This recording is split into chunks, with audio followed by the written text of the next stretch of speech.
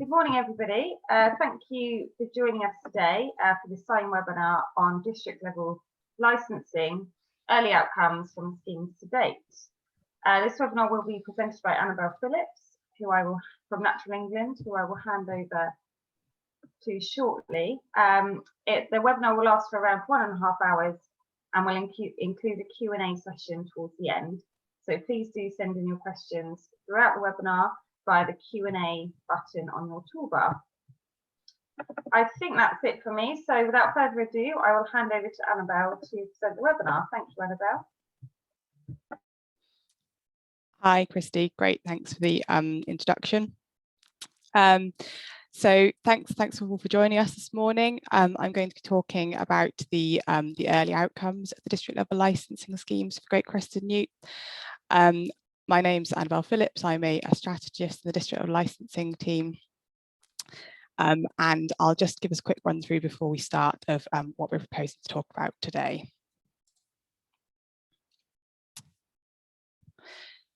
So we're going to be concentrating on the early outcomes of the scheme. I'm going to start with a bit of an introduction about what district level licensing is. I'm aware there might be people with varying levels of knowledge on the call today, so we'll just try and bring everyone up to a shared understanding about some certain points to do with the scheme. For those who are interested in learning more information, we did run a series of webinars with CIEEM back in 2019 in relation to the district level licensing schemes. They are all freely available on YouTube for anyone who's interested in finding out more information. There is a webinar on there about the general overview of district level licensing. There's one in relation to the data and the modelling, habitat delivery under Natural England-led schemes, and also how to apply to the schemes. So if you are interested in finding out more information, I would definitely recommend having a look at those webinars. So I'm going to talk about how we're thinking about monitoring and evaluation of the district level licensing approaches and the types of monitoring we're undertaking and what we'll use this data for. We're going to talk through some of the data on early uptake to the district level licensing schemes. So this is really important to us at Natural England. It's a new licensing regime for Great Crested Newts. It's only going to be successful if people are actually using it. So we're going to look at that in terms of who's using it and why they might be using it. And we're also going to talk about impacts and compensation being provided via the district level licensing schemes as well.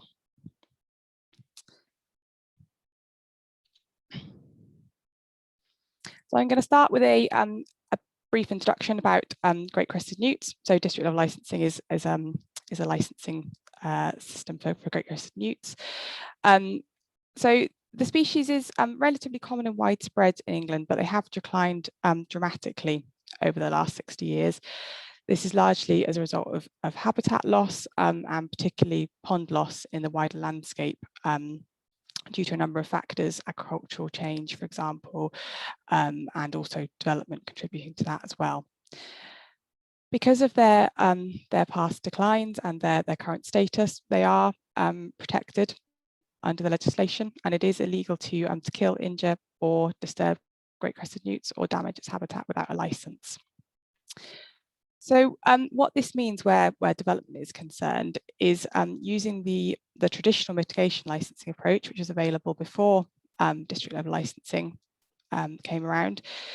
Developers were constrained by the seasonal timings for surveys, so they were required to undertake surveys for Great Crested Newts, which can only be done at a certain time of year. And there was a need to mitigate for any impacts to the species within development sites and recreate habitat within those development sites. And what this resulted in was the amount of money being spent on survey and trapping of the species and excluding them from development footprints was way in excess of that was actually being spent on the habitat creation and management for the species, which is what they need to thrive in the long term. And we've actually found that the amount of money being spent on this survey and trapping and exclusion process was outstripping the money being spent on habitat creation by 7 to 1. So it's a really significant different, and so the money's not really being spent in the right place. The most input, if you like, to great crested newts in terms of funding is coming via the licensing regimes, and it's not being spent on the things that they really need to thrive in the long term, which is the habitat and well managed and maintained habitat. So what this has meant via the traditional mitigation licensing approach is that resources are very constrained on an individual site. So it's looking at a no net loss scenario in a site-based way. And at a landscape scale, great crested newt populations have continued to decline. And even where we are concentrating on resources on individual sites via mitigation licensing, there is varied success of mitigation licensing schemes. So there are some really good examples out there of great mitigation licensing schemes, but there is evidence that on some sites and on a lot of sites, the populations will decline or even be lost entirely in the long term, often due to the conflicts of great crested newts being present in close proximity to development and the issues that will bring. So there was a need to do something different, and this is where district level licensing has come in. So it's a new or a relatively new approach to dealing with the licensing for great crested newts. It's a land scale scope approach to licensing that aims to provide a net benefit to the conservation status of great crested newts at a landscape scale rather than at a site-based scale. It's looking to provide more compensation, so higher numbers of compensatory ponds, which are of good quality, which are well connected in the landscape to increase and improve the availability of habitat for the species and the importance of metapopulations for them. And this habitat will be managed in the long term, and this management will be secured. So we're looking for a minimum of 25 years for this management, for these habitats to be secured in the long term. And this landscape scale approach, which is really looking to provide more overall, is exactly what was being talked about in the Lawson Review in 2010. So looking for more habitat for it to be better and more joined up.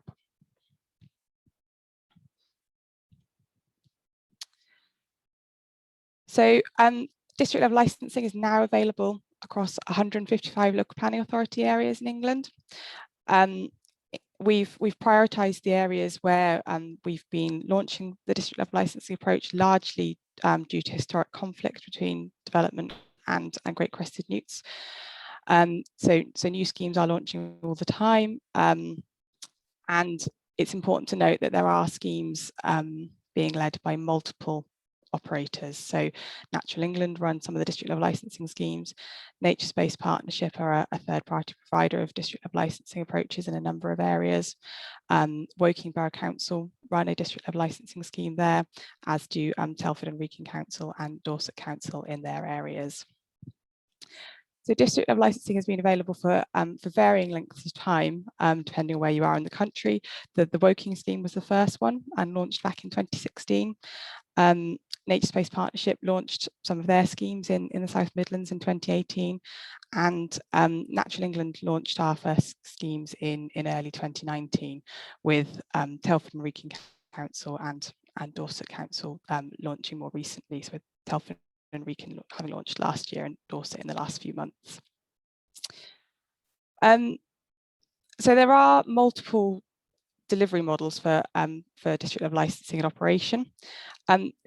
It's worth pointing out that we have a framework document for district level licensing, which is available online, which you might want to take a look at.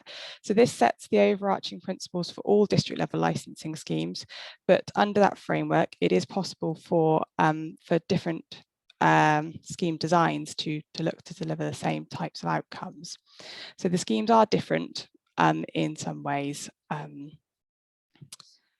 So today I'm really going to be focusing on the early outcomes from the Natural England-led district level licensing schemes. So Natural England's operating 83% of the district level licensing schemes where they're available at the moment. As I've mentioned, they are available in other areas as well, and we know that they are there is good uptake in these other scheme areas, and some interesting data coming out of them as well, some of which again is freely available online if you're interested in having a look at the results from these other schemes.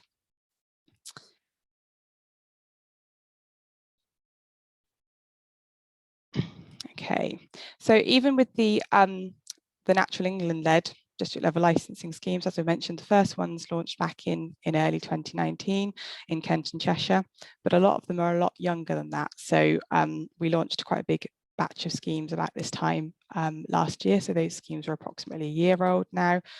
And another group have been launched relatively recently in more northern areas. So it's starting to feel like district level licensing has been around for quite a while, but in reality, that's not really the case, and particularly when we're looking at outcomes and monitoring information, we're still at really quite early days at the moment. So even in our oldest scheme areas, such as Kent and Cheshire, where we've been monitoring compensation ponds, the first round of monitoring was only undertaken last year. We've got some really interesting data, which I'll come on to talk about later on, but it is still relatively early days in terms of presenting outcomes, but we're going to talk through what we've got today.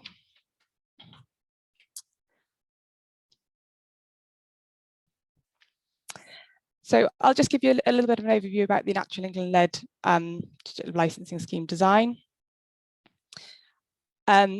So we undertook the largest ever baseline survey collation exercise for the species to develop species distribution models, which are used to predict areas of likely suitable habitat for great crested newt at a landscape scale. So these models are vital in terms of underpinning the approach. The models we use are all 95% accurate in terms of predicting the availability of suitable habitat for the species. And we use the outputs of the model to produce our risk zones, which identify areas where impacts to great crested newt may occur as a result of development, and also our strategic opportunity area maps, which are the way we think about locating habitat or compensatory habitat for the species, so identifying the best locations for that. If developers want to use a district level licensing approach, they would pay a conservation payment based on the impacts of their development, which is used to compensate off-site instead of undertaking on-site mitigation for the species. Natural England don't deliver the compensatory habitat ourselves, so we would take the funding that is provided via the conservation payment, and the actual habitat delivery works are undertaken by our habitat delivery partners, which are the likes of the wildlife trusts, farming wildlife advisory groups, and lots of other bodies as well who are working with us to deliver habitat across the country. One of the key requirements for all district level licensing schemes, as set out in the framework document, is that we must be achieving a minimum of 4 compensatory ponds for every occupied pond which is lost. And that is a key requirement of all schemes. We think about impacts in terms of ponds, so both those within the development site boundaries, and also where ponds are outside of development site boundaries, but proportions of terrestrial habitat are lost within the site boundaries. So newts need a combination of ponds where they breed, and also terrestrial habitat where they spend a lot of their time when they're not in the ponds breeding. So we think about impacts in terms of the loss of both under the scheme. And compensation is looking to be provided in advance of impact, and it'll be monitored and managed for a minimum of 25 years under the scheme.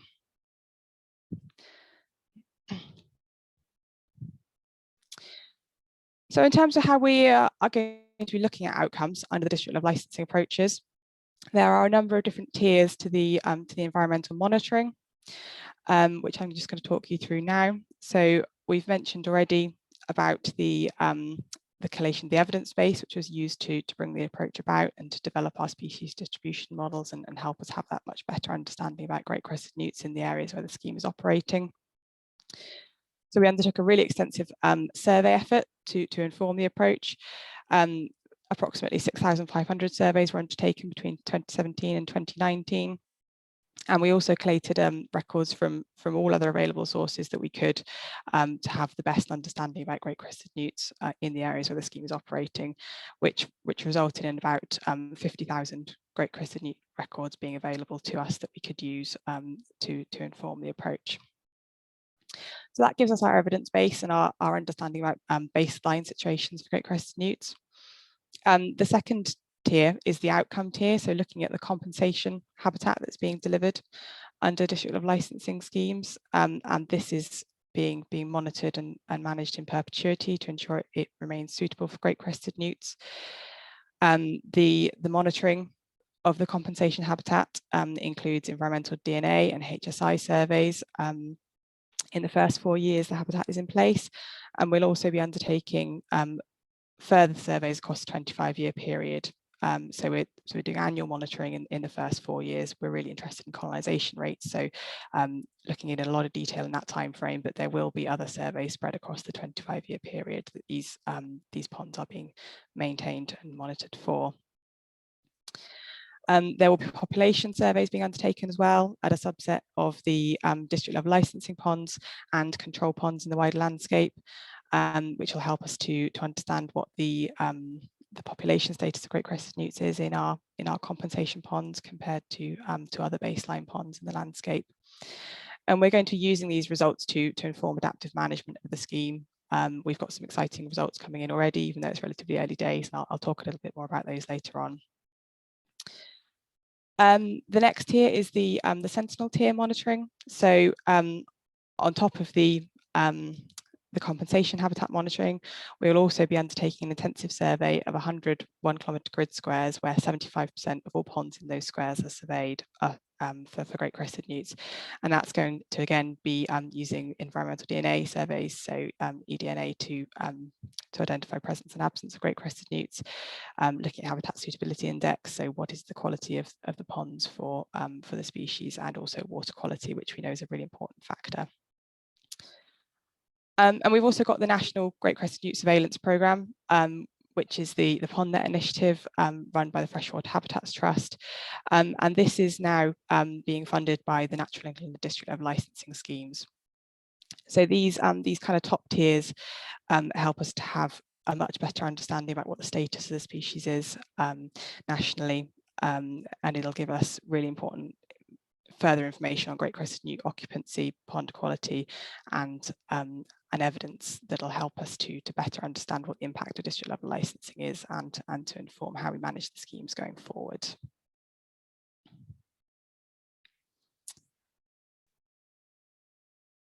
So I'm going to start talking about the initial outcomes now. As I go through, I am going to have to start to explain a little bit of the detail about how we think about some of the data here. And the first bit is going to be to do with uptake to the Natural England district level licensing schemes. So again, just to clarify, all the data I'm talking about today is just in relation to the Natural England led schemes, not the other schemes that are in operation at the moment.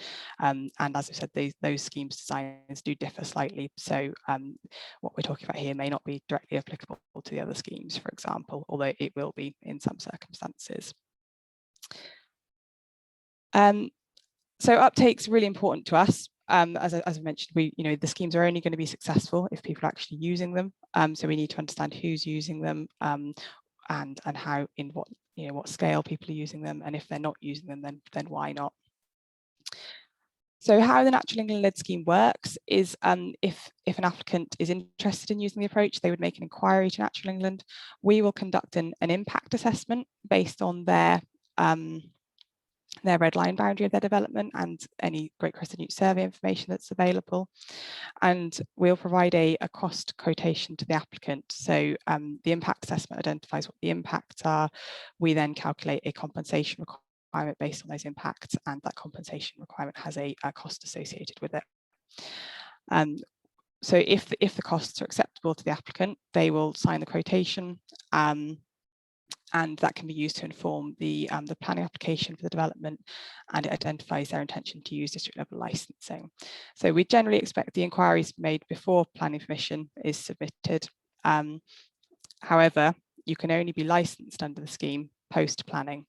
So after planning has been received, the applicant would pay Natural England the conservation payment and submit their licence application.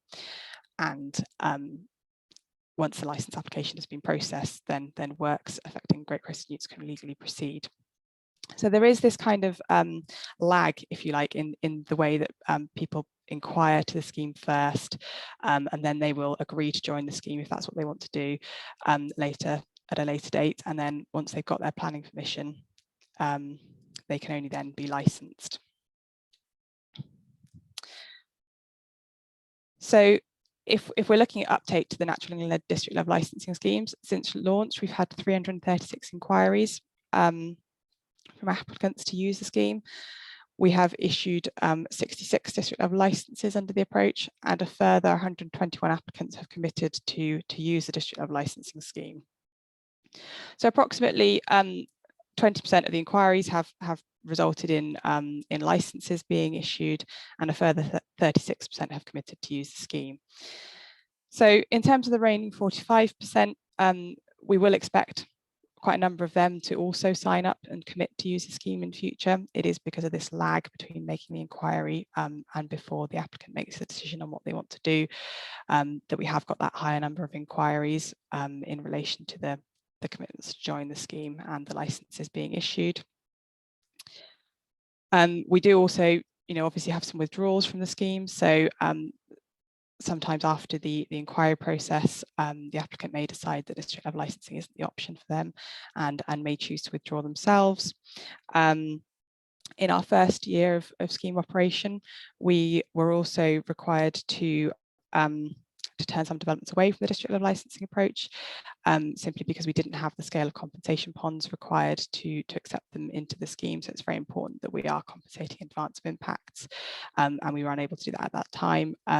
We have been able to significantly increase our capacity in terms of delivering habitat, and this is becoming much less of an issue now. And there are also some scenarios where district level licensing can't be used. So in the most important sites for great crested newts, for example, it is not possible to use district level licensing schemes in those areas. We have had some inquiries made from developers who wanted to use the scheme in areas such as that, and we were unable to service them on the basis that the scheme is just not available in those areas.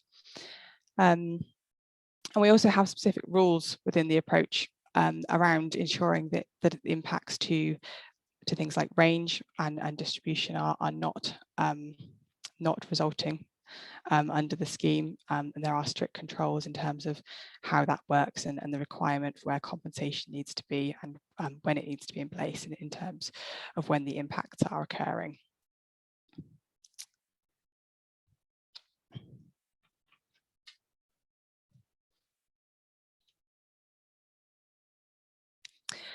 So I'm going to talk a little bit about district level licensing and mitigation licensing activity in the areas where district level licensing is now available. So it's important to remember that district level licensing is an optional approach to the licensing for great crested newts. So the mitigation licensing option is still available in all areas where district level licensing schemes are also operating. And as I've mentioned, it is possible that developments in certain areas will not be eligible to use district level licensing anyway, because they might have locational considerations or other factors that would mean it's not the appropriate approach for them. So when we're looking at all the natural England district level licensing schemes, 48% of all the great crested newt licensing activity in these areas in 2020 and 2021 was associated with the DLL schemes. So slightly less than half, but this is a little bit misleading because not all natural England-led schemes were live for all of 2020 and 2021. So for example, we only launched some schemes relatively recently, and therefore before the scheme was available, obviously mitigation licensing was the option that developers would have been using there. So we've been looking at how the trend changes over time in relation to uptake to the different licensing approaches. And what we found is that where schemes have been live for a year or more, there is a slight increase in terms of the use of district level licensing. So 61% of all the licensing activity in those areas is using the district level licensing approach. And where schemes have been live for 2 years or more, which is just our schemes in Kent and Cheshire at the moment, the district level licensing approach is accounting for 73% of the licensing activity. So it is increasing over time, depending on how long the scheme has been available for. So there are a number of reasons for this. The first is to do with awareness of the schemes. So as awareness of the schemes improves, then more people know that they're available to them and know how to use them.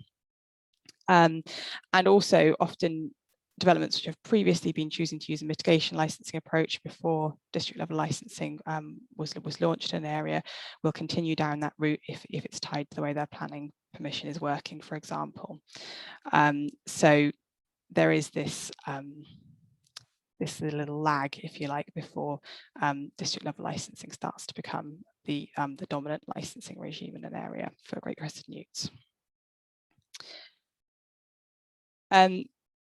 So we know district level licensing is quicker and more efficient in the vast majority of circumstances as well as a licensing approach for development.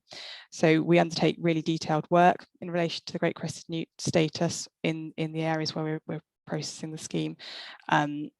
Before we launch the schemes, we look at what the current conservation status of the species is across the whole area.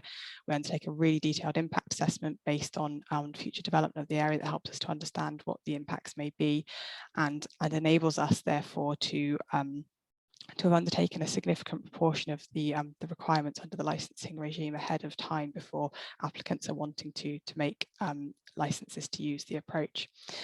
So mitigation licensing has been shown on average in the past to take 101 days to process a license, whereas district level licensing is significantly quicker than that, and we're making an average saving of 78 days per license application on average.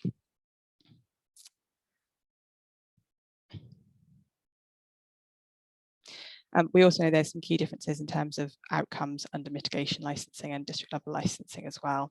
So, for example, district level licensing habitat is being all habitat is being managed and monitored for a 25-year period, whereas we know it's a significantly lower proportion of that under mitigation licensing that would receive that type of length of management and monitoring.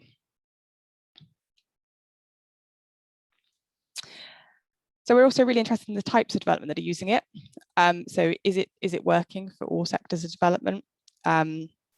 What scales of development is it working for? Is it being preferred by different types of schemes, different levels of impact of scheme, for example? And we have got good uptake across all the development sectors. As you might expect, the majority is associated with housing schemes, so major housing schemes and minor housing schemes, but there is good uptake from infrastructure development as well, and development across the other sectors. Evidence suggests it's popular with developments across different scales. So you might have very small sites or very low impact sites, right up to very large sites and very high impact sites which are using the scheme. We know it might work better for some sectors of development than others at the moment. We are working on continuous improvements to the scheme all the time to make it more applicable to more sectors as we go.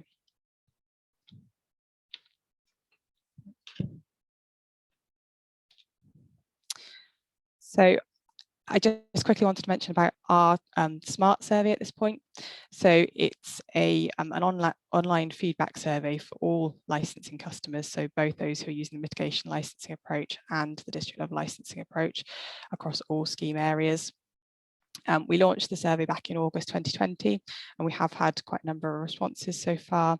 It's providing us with some qualitative data about the use of the different licensing approaches. I'm sure there's lots of people on the webinar today who are familiar with using the licensing approaches, and it would be great if you get the chance to respond to this survey. It helps us to really understand better about the use of the approach. So we ask for mitigation licensing customers why they've not used district level licensing to better understand their decision-making processes and what might be prohibitive. So the main reasons they suggest they were not using district level licensing was the costs were sometimes considered disproportionate for small-scale developments. They might have historic pre-district level licensing planning process underway, which require a traditional approach. So, for example, before we've launched a district level licensing scheme in an area, they would have been required to use the traditional mitigation licensing approach. And they may choose not to switch when district level licensing becomes available because of the complexities associated with that. If there's other species on site that require mitigation, then it might make more sense to wrap up the great crested newt requirements into that. So, for example, if you're undertaking on-site measures for reptiles, there might be some savings associated with doing it for newts as well. And as I mentioned earlier on, we do know that some developments have been unserviceable due to a lack of available compensation ponds, although that situation is changing and it's not such an issue anymore going forwards. So we also ask about the district level licensing scheme and how easy people are finding it, if there's any issues there. So it is providing us with some really important feedback on the approaches. And as I mentioned, if you do get the chance to fill it in, then we're certainly interested in receiving more data.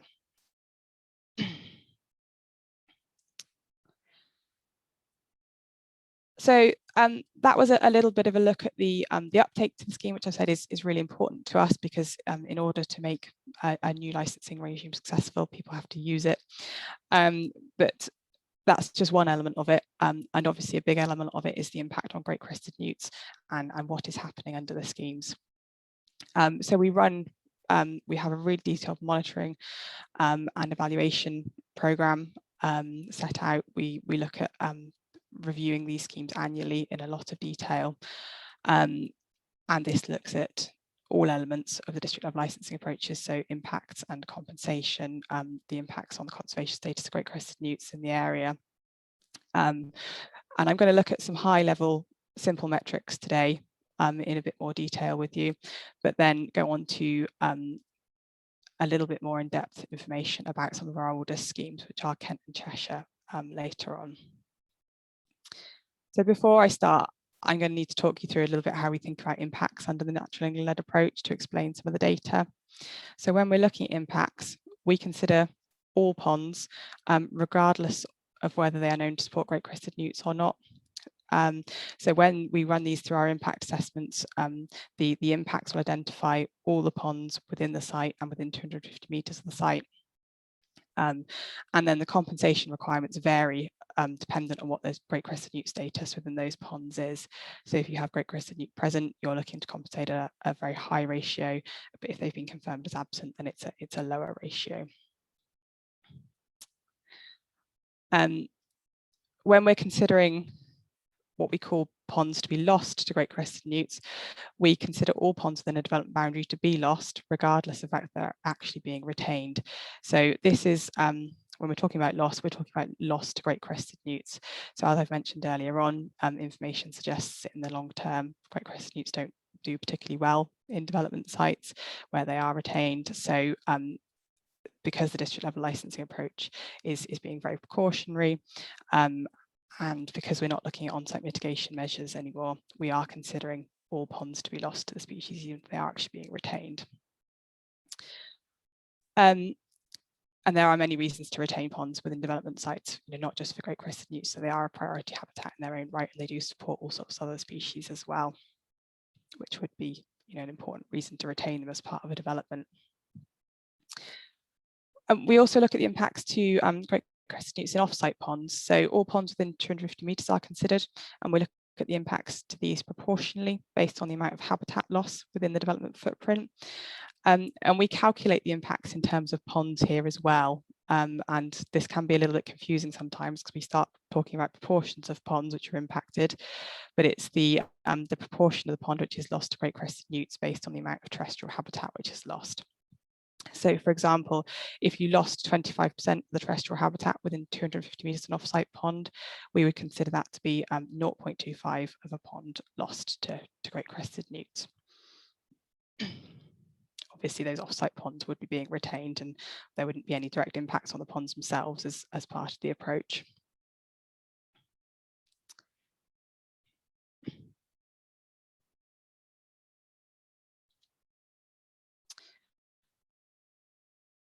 So in terms of the high-level impacts and compensation that have been delivered under the Natural England-led schemes to date, we've licensed 198 hectares of development via district level licensing to date, and the total impact we're looking at in terms of this this license development is the equivalent of 42.91 ponds lost. And just to remember how we think about these proportional losses here. So hence the reason you've got proportional figures of ponds. So this included 25 ponds which were actually within the development boundaries, and 17.91 ponds, or the equivalent of the impact of 17.91 ponds within 250 metres of the site. So it's really important to remember that not all these ponds are actually lost in reality, but it's just what we're considering to be lost under the scheme. And also, not all ponds will support great crested newts. So although it's not actually a requirement to submit survey data, if you're wanting to use a district level licensing scheme, if you have it already, you must submit it. And we do actually have really good survey information in relation to the ponds under the natural led approach. So of those 25 ponds within the red line boundary, we had survey information for 91% of those, and actually less than half of them supported great crested newts in reality. So although your pond loss figures are higher, your actual occupied pond numbers are much lower. So the natural and district level licensing approach, as I've mentioned, we work with habitat delivery bodies to deliver the compensation that the scheme requires. We have delivered 999 compensation ponds to date. I was hoping we were going to have reached met our magic number of 1,000 before this webinar, but unfortunately that's not been possible. However, that number is increasing all the time, and we do hope to have got to our 1,000th pond within the next few weeks. So just to note that that number of compensation ponds is not the number that's directly compensating for those losses. So we are looking to get habitat in the ground ahead of impacts at all times. So we're looking to deliver habitat up front. However, we do obviously look very closely at the ratios of compensation that we provide to losses, and we are exceeding the target compensation ratio of 4:1. So 4 compensatory ponds for every occupied pond lost in all our scheme areas, and in some scheme areas it's actually well above the minimum requirement of 4:1. And the district level licensing ponds are providing over 190,000 metres squared of aquatic habitat. So this can be both created and restored habitat. Where it's restorations on the naturally led scheme, there are specific guidance about the right types of ponds which can be restored. So it's really looking at ponds which are not currently suitable to support great crested newts in their current form, but we also need to be really careful about not impacting other protected or priority habitats and species as a result of restoring ponds. So it's about restoring the right ponds in the right place, and being very careful with the types of ponds that we are restoring under the approach.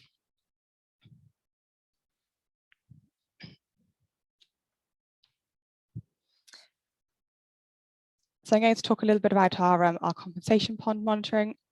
So as I mentioned earlier on, although some of these schemes have been operating for a couple of years now, with the first ones launching in Kent and Cheshire back in early 2019, 2020 was our first year of compensation pond monitoring under the naturally led district level licensing approach. 148 ponds were surveyed in total. The majority of these were in Kent and Cheshire. This is where the majority of our ponds were at that time. And ponds only become eligible for survey when they are a minimum of 5 months old. So the monitoring was delayed last year due to COVID. So as I'm sure you're all aware, we can normally commence great crested newt monitoring using the environmental DNA approach from mid-April, but we weren't able to commence last year until late May. So it was a bit of a scrabble to get those ponds monitored, but the habitat delivery bodies who were undertaking the work did a great job, and were able to complete it before the end of June. This did cause us a couple of issues. So you may remember it's quite a dry spring last year. Some of the ponds were dry at the time of survey, so we were undertaking collected water samples for eDNA assessment, and where the ponds were dry, it wasn't possible to collect the water samples. However, we were still able to undertake other assessments of the ponds as well. So as I mentioned, we were collecting environmental DNA records, so looking at presence and absence in these new ponds. And this is a process whereby you collect water samples and you send them off to a lab, and they will return a presence and absence or an inconclusive result for great crested newts, where they look at the DNA that's present in the water there. So the habitat delivery bodies collected the water samples, and they were sent off to Cellmark, who looked at the analysis for us.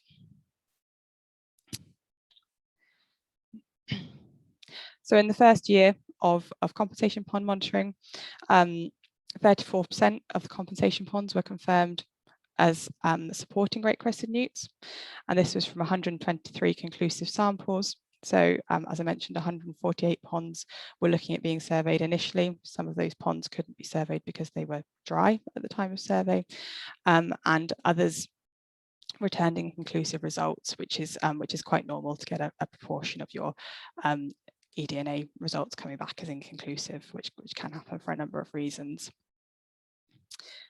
So while some of the ponds were dry, that's perfectly fine for great crested newts. You know, if they dry out relatively regularly, it's not too much of an issue for the species. They are relatively long-lived, so if occasional drying does occur, it's not too much of an issue, although we do want the majority of the ponds to be maintaining their water at all times. So as well as looking at whether great crested newts were present or absent within these ponds, we also looked at the habitat suitability for them using a habitat suitability index for great crested newt, and a good or excellent habitat suitability index was being achieved at 76% of the compensation ponds. So we're able to compare this to the baseline data information we have for the areas, and look at where we are in terms of our compensation ponds with great crested newt presence in the areas, as well as the habitat quality, which is really useful information, but it is still relatively early days. So as I mentioned, ponds can become eligible for survey when they're only 5 months old. We're relying on natural colonisation for most of these ponds, so we're not necessarily expecting all ponds to be colonised at the stage they were surveyed at, if you like. And actually we were achieving colonisation rates greater than what we were anticipating at this point in the scheme, which is really positive. So we have started to analyse the data in more detail, looking at the factors that are influencing colonisation. So for example, looking at the types of ponds, whether it was created or restored ponds, looking at the pond age and its location. And there is some interesting information coming out of that, but it's a relatively small sample size at this stage. So only 123 conclusive samples were returned. So we do have to treat this data with a little bit of caution. But one of the interesting things that is coming out at the moment is that restored ponds seem to be being colonised much more quickly, and there seems to be a relationship with the cover of macrophytes, so aquatic vegetation within the ponds, and colonisation rates. So where you've restored a pond, you've got an existing aquatic seed bank which would regenerate quite quickly and likely make the ponds more suitable for them more quickly. So that does seem to be a factor in colonisation rate. As you'd expect, older ponds are also much more likely to have been colonised. So the very young ponds, which are only around 5 months old, generally that would be pretty quick for newts to have found them at that stage, but it has happened. We do know that we have had ponds colonised very, very quickly. And we're also looking at the colonisation rates in relation to the location of the ponds, in a variety of factors, particularly in the relation to the way our strategic opportunity areas work. So these are the maps that help to guide us on the best locations to deliver these compensatory ponds, and we're looking at what factors seem to be influencing the colonisation and how we might improve the way we think about our strategic opportunity areas going forwards. But as I mentioned, it's very early days at the moment with a very small number of conclusive samples. So we do need to treat this data with a little bit of caution, but we will have significantly more data going forwards, which I'll talk about shortly. So that was some high-level information in relation to all the district-level licensing schemes that Natural England's operating. I wanted to have a little bit more of a detailed look at some of our oldest schemes, which are Kent and Cheshire. So the scheme in Kent launched back in early 2019 and was shortly followed by the Cheshire scheme. So they launched in February and March 2019. So they've been running for just a little bit over 2 years now. So we've got the information in relation to the impacts and compensation presented here, and I'll talk you through this now. So total number of ponds lost, again, thinking about those proportional impacts that we think about with district-level licensing is 6.8 ponds in Kent and 8.4 in Cheshire. So however, the actual number of on-site ponds was significantly less than that, so 2 in Kent and 3 in Cheshire. And then when we're talking about occupied ponds lost, this is 4 in Kent and 2.9 in Cheshire. Again, thinking about these proportional impacts and the way we think about this with on and off-site ponds. And so when we're looking at this in relation to on-site ponds, it's actually 1.3 occupied ponds lost in both areas. And this is the data across 2 full years of operation of the scheme. So these are the total impacts after 2 years of scheme operation. So in terms of the level of compensation that's been delivered to run these schemes, it's 124 compensation ponds having been delivered in Kent and 231 in Cheshire. So it's really important to remember that not all these compensation ponds are directly compensating for those impacts. So some of these compensation ponds are those ponds that we're looking to deliver in advance of impacts of other developments that might want to use district level licensing in the future. However, the ratio of compensation ponds being provided for all the licensed sites compared to the occupied ponds lost is above 7 in both areas. So we're providing 7 compensation ponds to every occupied pond lost. If you compare this to traditional mitigation licensing, a 2-to-1 ratio would be much more usual under mitigation licensing. So we are well exceeding that under district level licensing. And I've broken the percentage of compensation ponds which were confirmed as having great crested newt present in the first year monitoring down into the different areas here. So you can see Kent was slightly higher with 38% of ponds being occupied by great crested newts in their first year, and Cheshire was 22%. There's likely a number of different reasons for the different percentages here. Obviously, great crested newt presence in the areas is different, got different landscape type, different factors influencing colonisation rates. But from our perspective, the results are looking very positive in both areas and were above where we expected them to be at this stage for ponds that were so young.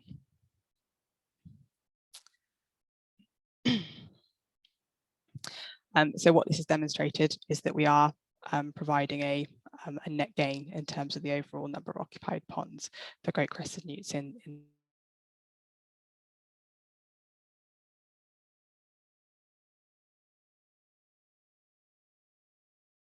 as a result. So one of the other factors we looked at was the influence that district level licensing has had on the availability of suitable habitat for the species.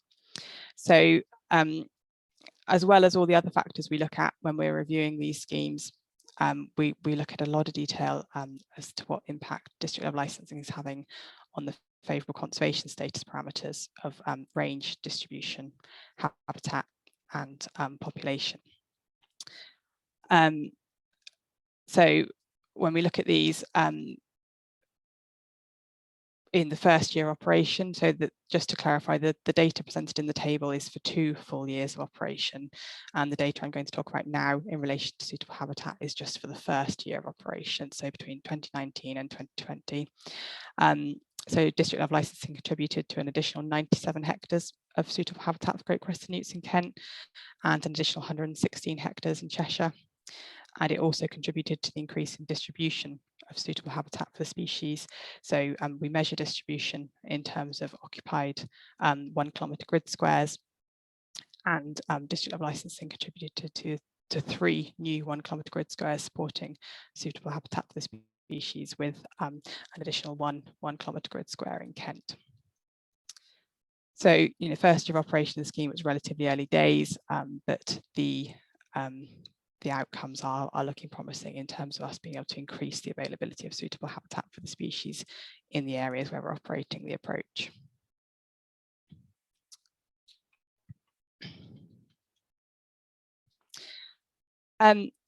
Obviously, our main focus is great crested newts. A district of licensing is a licensing regime for newts, and we are very focused on what the outcomes for that species are.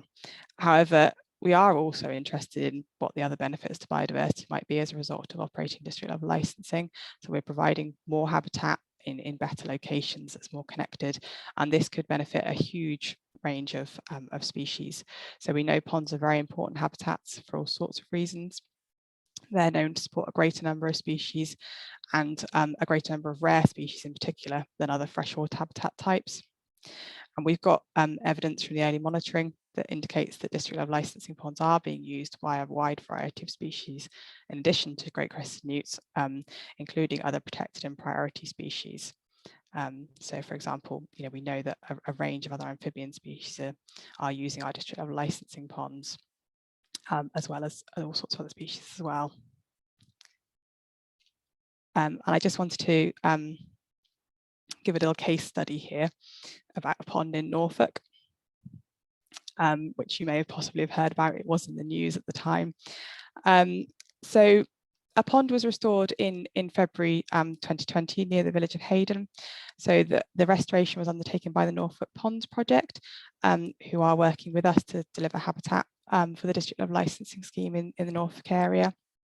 So the funding was provided by Natural England for the district level licensing approach, but it was Norfolk Ponds Project who undertook the work on the ground.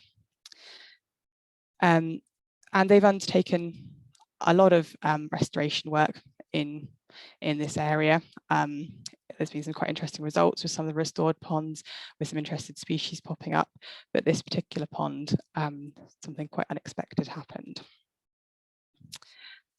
So the pond was restored, as I mentioned, and in July 2020, it was surveyed by the Norfolk Ponds Project team. So 6 plants of a species called grass poly were discovered. And this is really quite exciting. So it's the first confirmed record of the species in Norfolk for over a century. And it's been recorded in fewer than 16 hectares in the UK since 2000. So it is a pretty scarce species. It's listed as endangered on the BSBI's red list, as well as being listed on Schedule 8 of the Wildlife Countryside Act, and on Section 41 of the NERC Act, and on the 2007 list of priority species and habitats.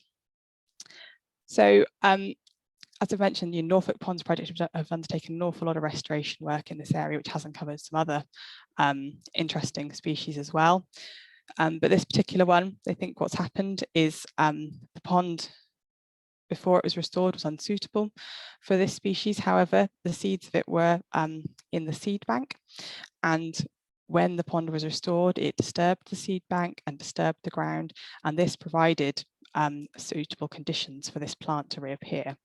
So it hadn't been recorded in Norfolk for a very long time, but the seeds were still there, still present in the pond seed bank, and it was able to establish as a result of the restoration of this pond, which is very exciting.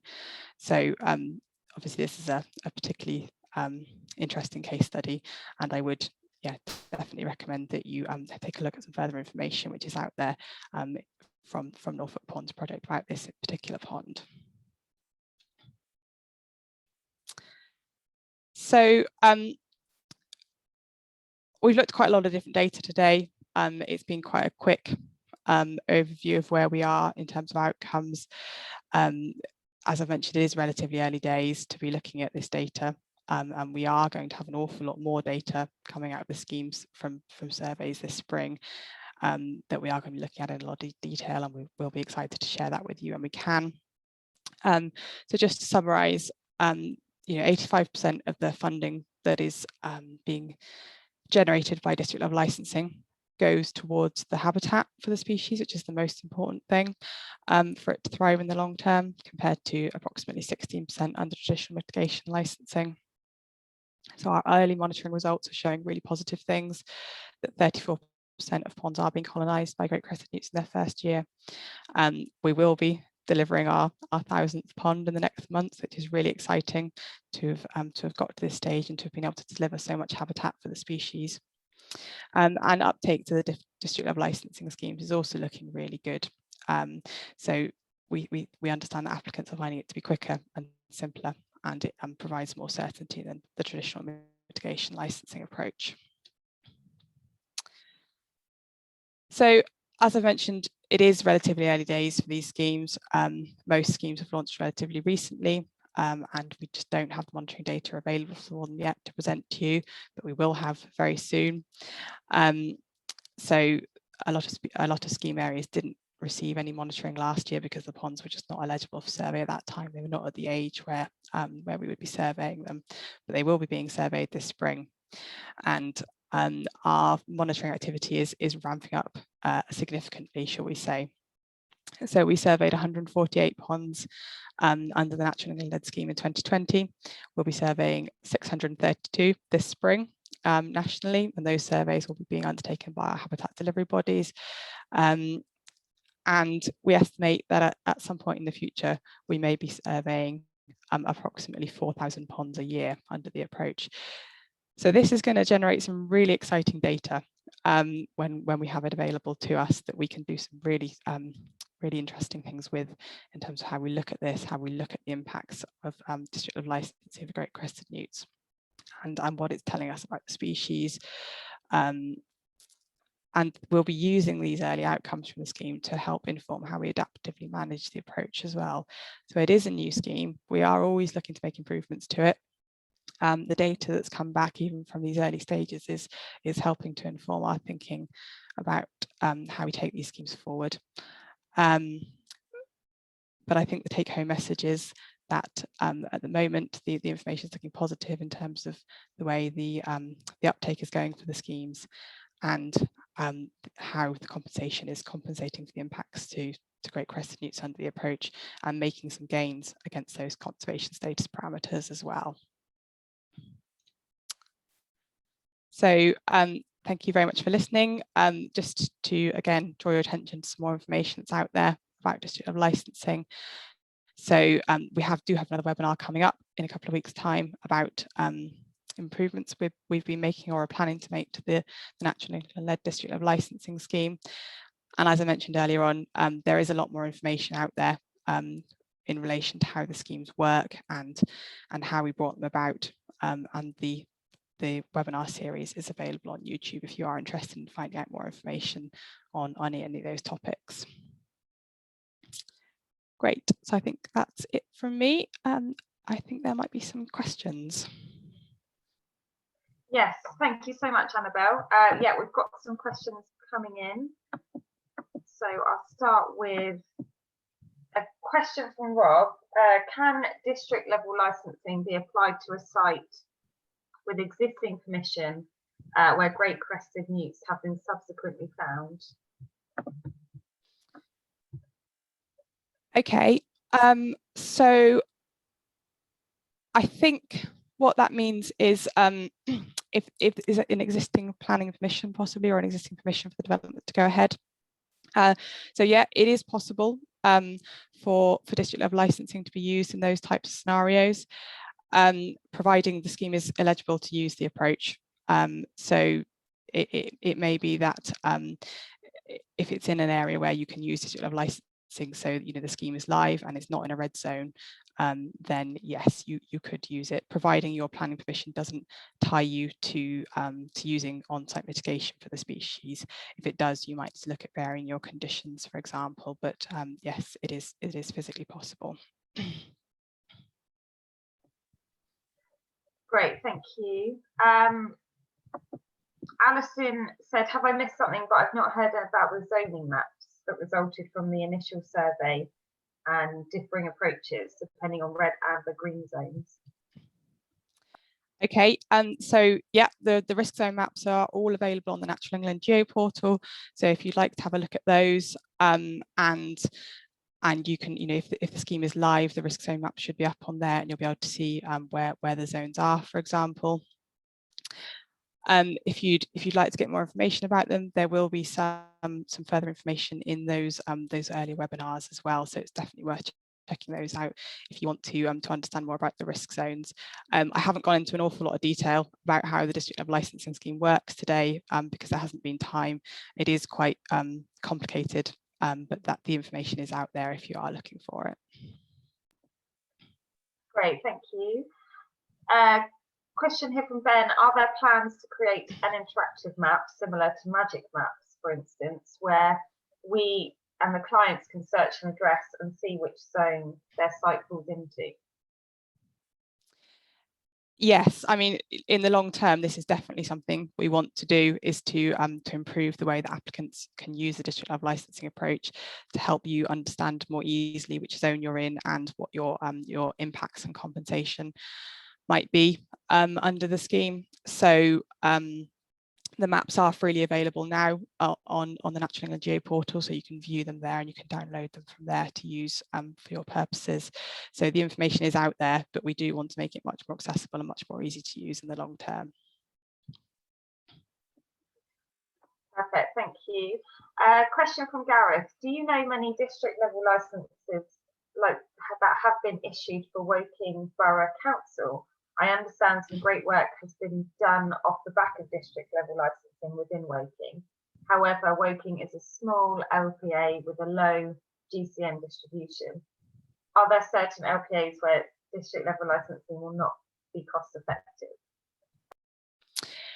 Yeah, so I'm not sure on the exact figures for the uptake to Woking. I know there has been some interest in the scheme, but as you say, it's a bit of a unique approach in terms of the distribution to great crested newts is quite limited in the area, and therefore the development pressure with them is also quite limited. However, the Woking scheme was hugely important. It was a pilot for the district level licensing approach, and it demonstrated that it was possible to bring about an approach like this, and there are some really positive outcomes coming out from the scheme in terms of the compensation and the gains they've been able to make against that.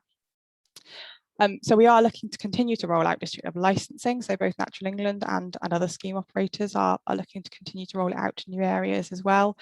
So we're going to be working on bringing it to more areas this year. Nature Space Partnership are also expanding the areas they're operating in for their schemes. It is generally looking at where the highest development pressure is, and the highest development pressure with great crested newts, so where the most impacts to the species have occurred.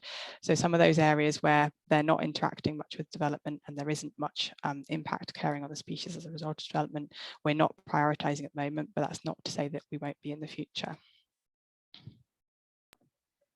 Great, thank you. Question from Alison: have you found that the district level licensing approach has deterred development occurring in important GCN areas?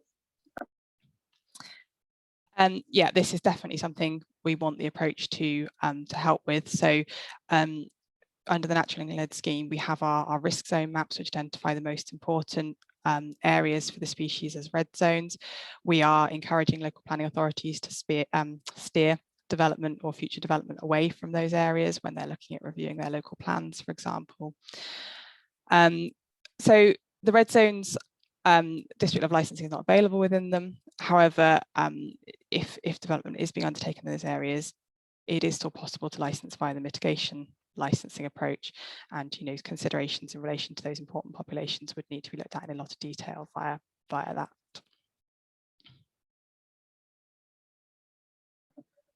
Great, thank you. Question here: you say that compensation requirements vary dependent upon great crested newt status within a pond. How is great crested newt status established? Does that mean traditional surveys need to be undertaken to establish presence or likely absence? Yeah, so survey is actually optional under the Natural England district level licensing schemes. So if you've got survey information available for a site, you have to submit it to us when you make an inquiry, and we will be basing your impacts and compensation requirements on that. However, if it's not already available, you can choose whether or not to survey, and if you choose not to survey, we will look at the impacts of the scheme based on the risk zone maps and the number of ponds and the likely impacts on newts as a result of that, and calculate the costs and compensation requirements accordingly. There is information on the gov.uk website about how to apply and what the requirements are for entering the scheme. So the information there is probably worth looking at, as well as the how to apply webinar. Great, thank you. Alison asks, is there a requirement for the amount of terrestrial habitat delivered per compensation pond? Yeah, so the compensation ponds need to be being delivered in areas of existing suitable terrestrial habitat. So we're looking at getting ponds into the locations where there's existing suitable terrestrial habitat resource for the species. We are looking at providing buffer zones around ponds, if you like, which will vary depending on what the habitat resource is. So if it's in an area with a good habitat resource, you're not needing to provide such a large buffer zone potentially. Whereas if there are things that might influence the availability of existing habitat for the newts, then you may need to provide a larger one. But generally, we're not providing a kind of additional terrestrial habitat, if you like. It's making new terrestrial habitat available to the species by placing ponds in areas where there was a low density of ponds previously, so they couldn't access the terrestrial habitat in those locations. Great, thank you. Liz asks, will district level licensing be used in areas designated as red zones? No, so district level licensing is not an approach that can be used in the red zones. You know, the scheme, the approach and the scheme is not available in those areas. So if you do have a development in the red zone, you would be looking at the traditional mitigation licensing approach. Great, thank you. A couple more here from Liz. Will a form of district level licensing be used for reptile mitigation in the future? Okay, yeah, great question. I mean, I think the use of strategic approaches is something that's being thought about in relation to a lot of species. Bringing about an approach for great crested newts has taken a long time and has been quite complicated. And thinking about it in relation to great crested newts is probably, it's one of the simpler species. They're very quick to colonize new habitats. We know they're always associated with ponds or pond-like habitats, so it's quite easy for us to understand where they are. When you start talking about other species, it all starts to become much more complicated. But that's not to say that we're certainly not thinking about it in relation to other species. It's also important to remember that the protection and the way the legislation works for other species can also be different as well. So reptiles, for example, you're looking at the Wildlife and Countryside Act protection, where it's not currently possible to license for a reason of imperative reason of overriding public interest, for example, which development would fall into. So it's certainly being looked at and thought about, but we're probably a little way off having available, you know, licensing schemes for other species as well. Perfect, thank you. And would you see district level licensing largely or completely taking over from site-based great crested newt mitigation?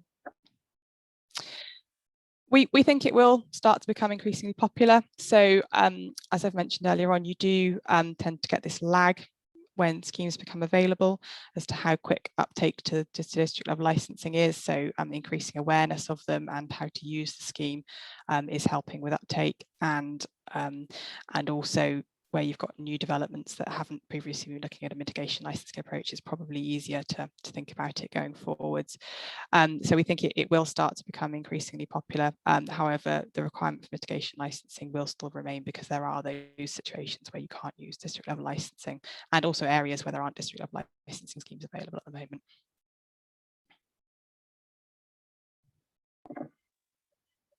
Thank you. Question here from Alison. Will you be carrying out any population monitoring to assess whether populations in compensation ponds are increasing or decreasing?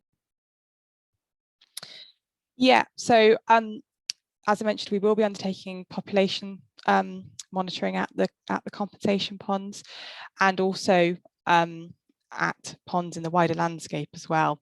And this is going to enable us to understand what the trends are in relation to our compensation ponds, both in terms of population numbers and what's happening with those trends in comparison to those ponds in the wider landscape. So we hope that our district level licensing compensation ponds will be performing well in terms of their population numbers, but this data will give us the information to analyse that.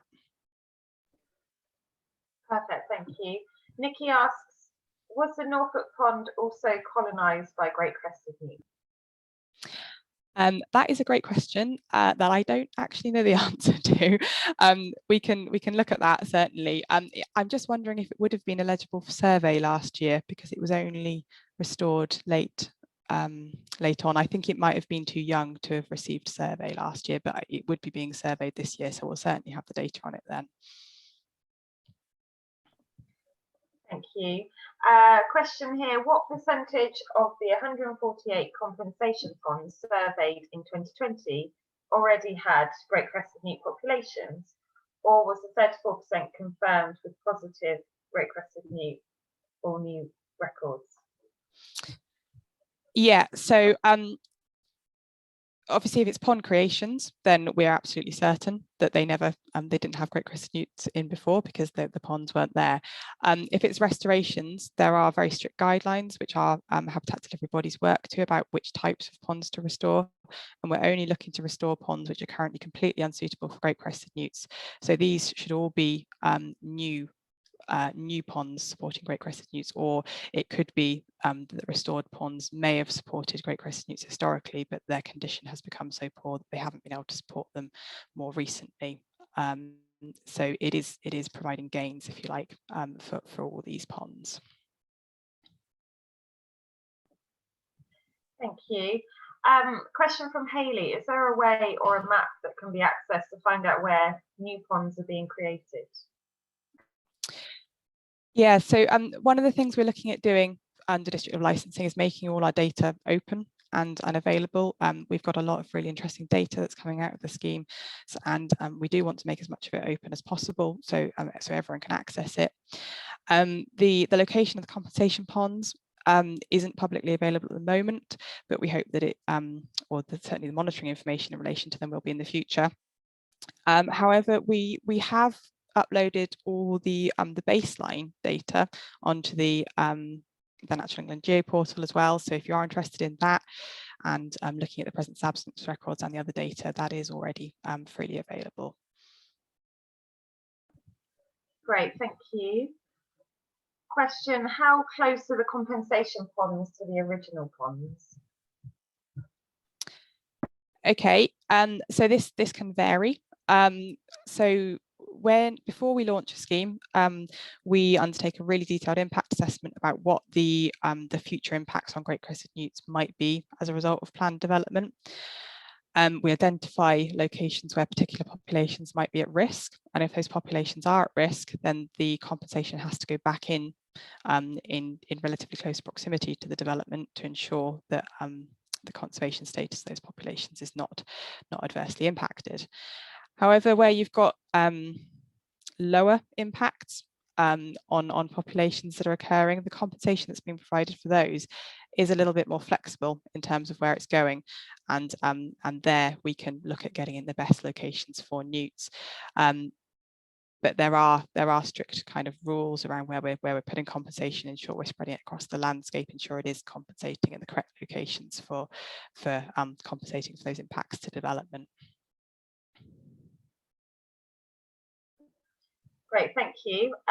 Question from Sally, how often will the baseline surveys be undertaken, as populations within ponds can vary over the years? Yeah, definitely. You can get huge population fluctuations year on year in different ponds.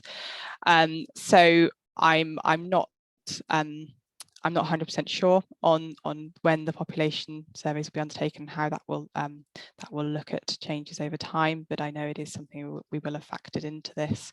So we can certainly look at providing you with more information on that if you are interested. Great, thank you. James says, apologies if I've missed something, but can you just confirm why the number of ponds lost was 6.8 in Kent rather than 6 or 7 ponds? Is this an average figure per site? Yeah, so this is a total figure lost. It is a little bit confusing when we're talking about ponds and we're not talking about whole ponds here. It's because of the way we think about losses associated with off-site ponds. So we're talking about losses to great crested newts and not losses of the ponds themselves. And so we do look at proportional figures when it's associated with off-site ponds. So if you lost, say, 25% of the terrestrial habitat within 250 meters of an off-site pond, that would be considered 0.25 of a pond lost to great crested newts. So hence the reason we can come up with some figures that look slightly odd there, but it's just the way we think about our impacts under the scheme. Great, thank you. Laura says, can district level licensing be used for permitted development projects? Are there any examples where this has been implemented and how does it work? Yeah, so the natural led district level licensing schemes are available to the same types of development that the mitigation licensing approach would be. So where you're able to satisfy the imperative reasons of overriding public interest tests under the habitats regulations and the no satisfactory alternative tests, then the district level licensing scheme is available to you. If you're not sure about whether or not it's eligible for the types of development you're looking at, then I'd recommend you contact the inquiries team in the district level licensing team, and they'll be able to help you. Thank you. Claire says, hello, could you explain further how the time lag is supposed to be managed through the planning system, i.e. immediate impact, but a suitable pond could take a number of years to provide suitable mitigation? Yeah, sure. So we are looking to get these ponds in the ground up front, well ahead of impacts wherever possible. So so MHCLG provided us with a lot of funding to do this, so we could deliver ponds ahead of impacts occurring. Ponds can establish quite quickly, and great crested newts can also colonise these ponds quite quickly. So we're considering ponds to be functional under the scheme when they're approximately a year old.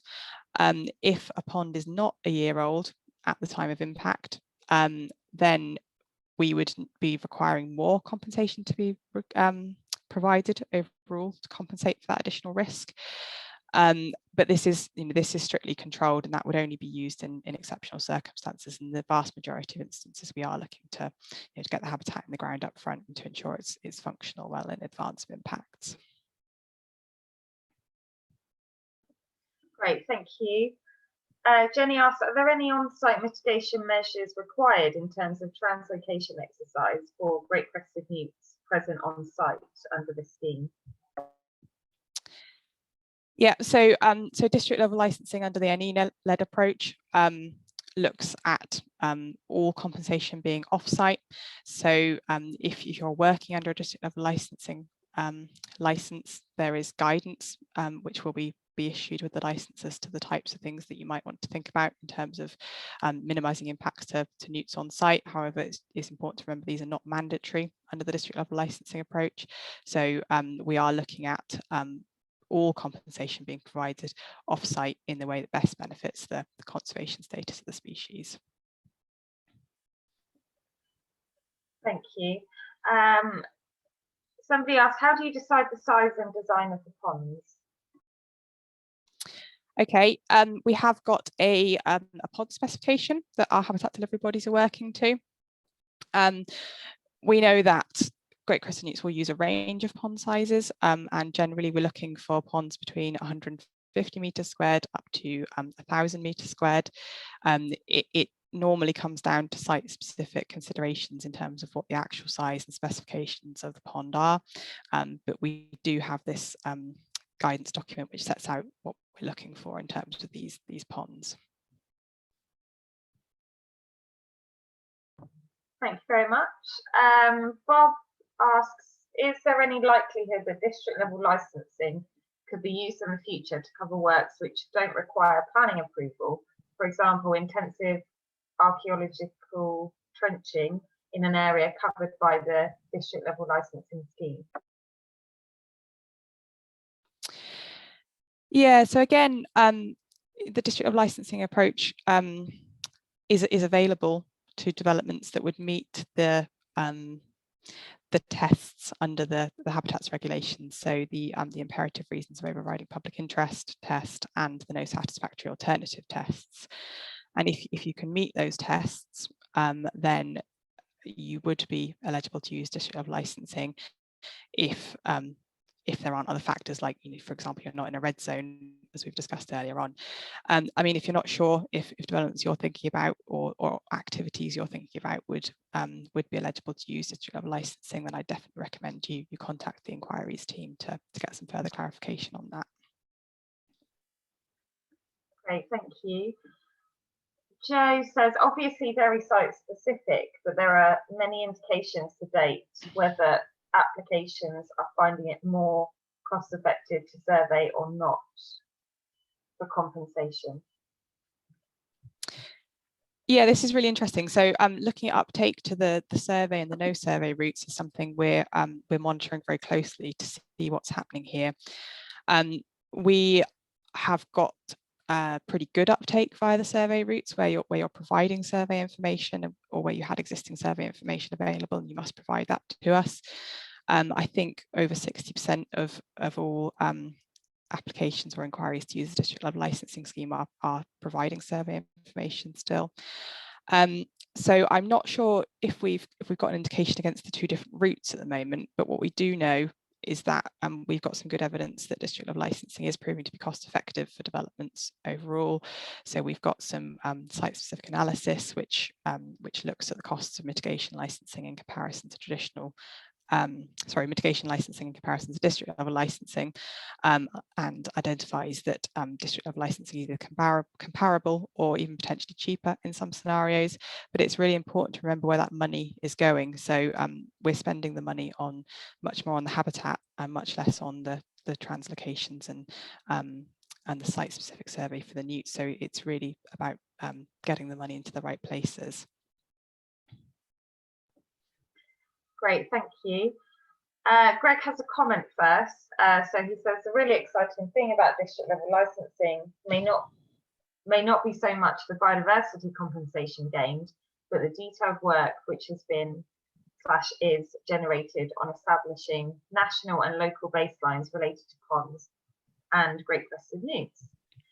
He also says, you mentioned in your earlier slides that there is a management obligation for compensation ponds for 25 years, but also referred to compensation habitat monitoring. Can you clarify these timescales? Yeah, sure. Yeah, just to pick up on your first comment, we're really excited about this as well. So we've never had this level of information to understand what national and local baseline trends for ponds and great crested newts are, and it's generating huge amounts more information for us. So another project Natural England is looking at is working out the definition for favourable conservation status for great crested newts, and a lot of the work that is coming out of district level licensing is helping to inform that in a way that we just couldn't before. So it is really exciting to have this information. In relation to your question about the length of time, so we did have to define in perpetuity. So under the district level licensing schemes that Natural England operate, it is defined as 25 years. This is significantly longer than we would get in the vast majority of instances under the mitigation licensing approach. So these ponds are being monitored and managed over a significantly long period of time. And obviously, district level licensing is likely to evolve over that time period as well. We don't know where we're going to be in 25 years' time, and it's likely there might well be additional funding that we can then continue to manage and monitor those ponds for over an additional length of time as well. Great, thank you. I'm aware that we still have quite a few questions, but only a couple of minutes. Annabelle, what would you like to do? Shall I carry on for a few more? Yeah, I'm happy to carry on. That's absolutely fine. Okay, great. So Chris says or asks, who buys or owns the new compensation sites? Yeah, so how we're working this under the natural led approach is we are generally providing the ponds in the wider landscape. So it might be on privately owned land, or it might be on land owned by bodies such as the Wildlife Trust or the National Trust, for example. We're looking at and working with them as well. We have landowner agreements that landowners would sign to confirm they're happy to have the ponds, they're happy for the ponds to be visited over the 25-year period for the monitoring and management requirements. We do accept we may lose a few ponds if land was to change hands, for example, although the pond might not be lost in reality if the new landowner wasn't amenable to us visiting the pond for monitoring purposes. However, we do have 100% contingency funding. So if we lost the pond for any reason, which could be due to landowner changes, or even quality, so if a pond didn't meet the required quality, we could replace 100% of our compensation pond requirements, so we can ensure we maintain at least that 4:1 ratio over the 25-year period. Great, thank you. Question from Emily. What would happen to the scheme if all the compensation ponds have been used by developments and no more land is available for new ponds? Yeah, so we certainly haven't got into that scenario yet. I think it's really important to think about how significantly ponds have declined in the landscape. So there have been very dramatic declines, particularly in the last century, and district level licensing is really looking at reversing some of those declines. We're getting really good uptake and interest from landowners in the areas where we're operating the scheme. So ponds are generally a relatively small feature in comparison to other habitat features. They don't take up huge amounts of room, and providing the other habitats around the areas we're putting the ponds in are suitable, then we're good to go. So we haven't had issues in terms of finding compensation sites to date. Obviously, we do anticipate, given the scale of ponds we're delivering, it may become more difficult over time. But our habitat delivery team are working hard on how we look at this and how we think about this going forwards. But certainly we're delivering hundreds of ponds already in many areas, and hundreds of ponds a year, and we're still managing to find the sites relatively easily. Great, thank you. Ben asks, is there any concern that a presence or absence approach to great crested newt status in a pond misses significant details? A pond supporting 300 newts is clearly more valuable than one supporting a single newt. Yeah, so we do look at the importance of populations. So if there are particularly important populations in an area that more support populations of national or international importance, for example, those would be designated as red zones as standard, and district level licensing would not be available in those areas. In terms of site-based information, so district level licensing looks to improve the conservation status of newts at a landscape scale, and great crested newts are much better protected by having a better network of many more ponds across the landscape, having really strong rest populations and a smaller number of higher populations. So it's not to say those higher population sites are not important, but for the long term conservation status of the species, a good network of strong meta populations is much more important to their long-term resilience. Perfect, thank you. Laura asks, is information available for Natural England-led scheme areas detailing the distribution and location of created and restored ponds?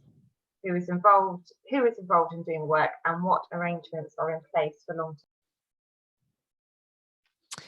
Yeah, sure. So the information isn't out there yet about the location of the ponds themselves. However, the strategic opportunity area maps, which is where or how we think about targeting these ponds, are freely available online. So they are on the Natural England Geoportal. The long-term management and monitoring of these ponds. So the overarching responsibility sits with Natural England under the Natural England approach as the scheme operator, and for the other scheme operators, it would sit with them as well. So while we are responsible for that, the actual work on the ground in terms of managing and monitoring those ponds is being undertaken by the habitat delivery bodies who we're working with, and it's them who's building up the relationships with the landowners on the ground to make sure we get the best out of these ponds going forwards.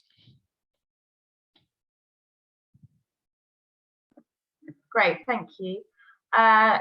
Chris says some big costs linked to traditional approaches likely to be related to the license application process itself.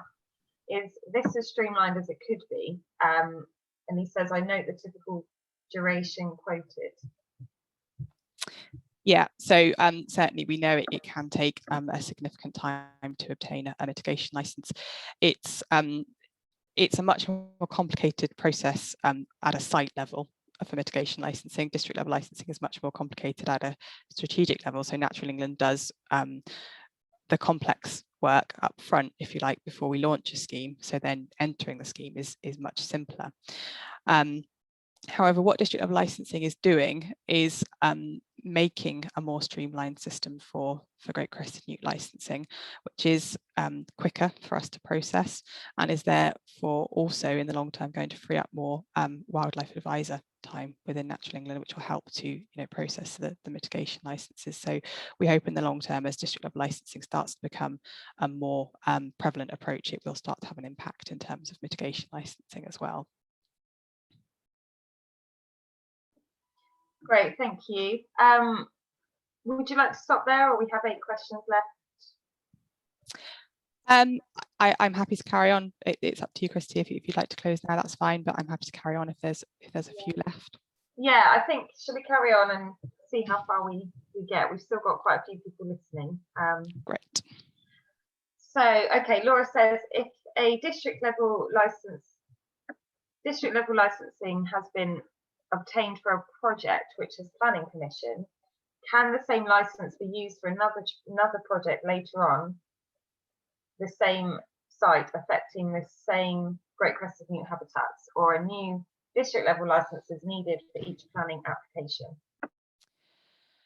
Okay, so licenses are project specific. So when you make an inquiry to us, you are required to indicate your road line boundary, and your license is then associated with that. And so it will need to be specific to the project you're looking at. And the licenses are also time limited as well. So they run for 2 years. If the works are continuing for longer than that, you would need to reapply. But yeah, the licenses are specific to the project you're working on. So in that situation, it sounds like you would need to apply for an additional license if that could work in that approach. Great, thank you. Another one from Chris. There are probably better, more cost-effective methods, particularly for the traditional approach to trapping out, i.e. the use of properly trained detection dogs and an appropriate search methodology. What is Natural England's view of the more widespread use of detection dogs?